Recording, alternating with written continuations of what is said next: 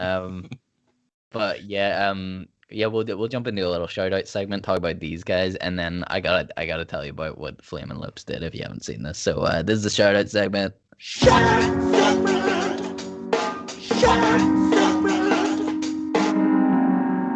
Ooh, feels like a long time since we've done this segment. Yeah, I've got four bands here. Three of which, as you say, are like from Toronto. There's one from Ireland as well. So I'll just run through them. It's just kind of like if you guys want to go and check out the singles or the videos or whatever I mentioned. It's a very short thing that I've written just like to give you a vibe for like what the songs sound like or whatever. But there's Jesse Maxwell, who has a single called Undone, and it's out now, and there's a studio session up on YouTube, and it's kind of like a alternative R&B soul kind of thing. And whenever I was watching it, it kind of gave me like Wolfpack sort of like session vibes. It's like full band with backing singers and everything. It's very chill, really really nice piano and stuff. And there's his vocals are really really cool. Remind me a little bit of Rex Orange County. Hey, you know So what? What's silkier than silk? Jesse Maxwell. uh, dude, this is Mike threw a lot of these at me very quickly, but I did listen to a good bit of Jesse Maxwell before we came on the show, and it's so nice, isn't it? oh, it is smooth, man. It is silky. The vocals, the instrumental. Um, I mean, I want to make babies to that music, for real. I want to make babies to that. I want to get a divorce and pay child alimony to that music. I want to have children too young and rule my life to that music, son. Jesse Yeah, Maxwell, it's silky kind of smooth. if that doesn't sell it for you, like I don't know what will, like, Oh but yeah, I'm definitely bought go in like instantly. I go want check to it get out. a vasectomy to that music. Have so many kids. I'm like, I need a vasectomy.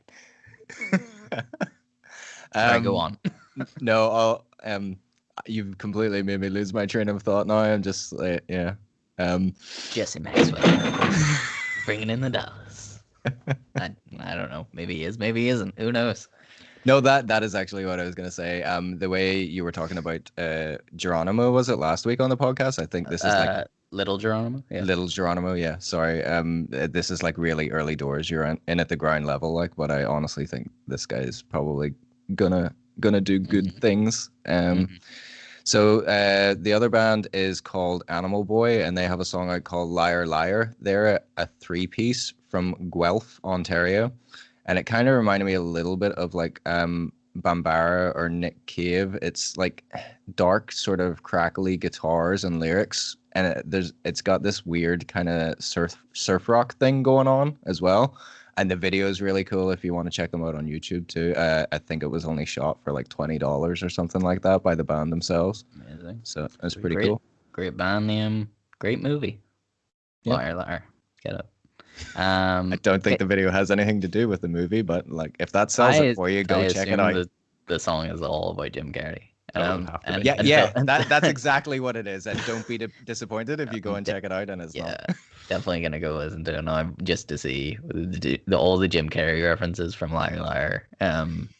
By the way, can everyone remind me that next week, I've been meaning to do this for a while, there is one of my son's books that I read to him, like a bedtime story, but I read it like it's a Nick Cave song, because it's I don't know. I find it quite a haunting book if you start reading it this way. I just feel like if you play like a one chord like atmospheric synth in the background and then start singing it like Nick Cave, it could be on the next Nick Cave album. Okay, continue. Next week's segment is story time with Don Maple.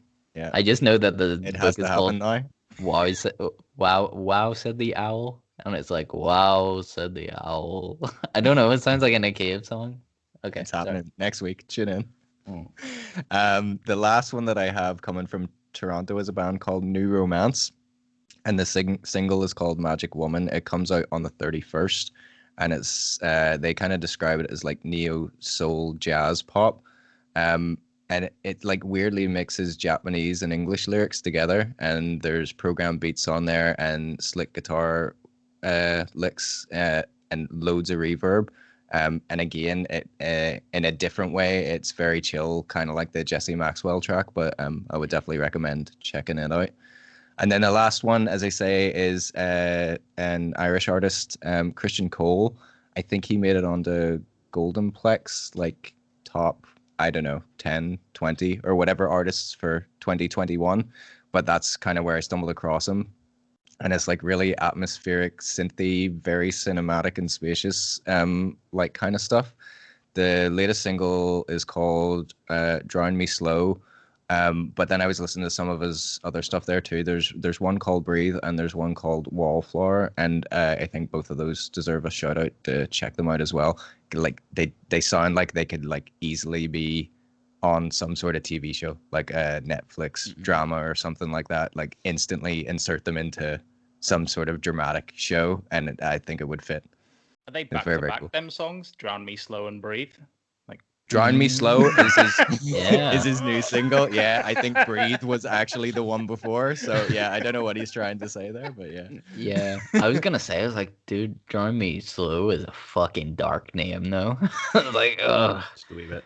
Dude, it makes me want to hear it though, to see how dark it is. I guess that's maybe what he was going for. Just off the top of my head, just because we were talking about Canadian Toronto artists. Stu, I remember Victoria Gouveia.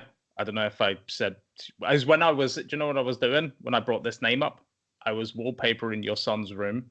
Yeah, that was pretty much a year ago. That was probably a year ago. Like, it's a year anniversary to that date also. Could you imagine?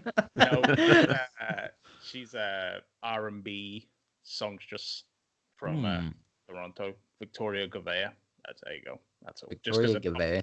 You might need to send me that last name because I can't spell it. I'm not good at that. Like fucking George Costanza can spell everybody's last name. That's a thing he can do. I don't know. There's like one episode of Seinfeld where he's so good at spelling people's last name.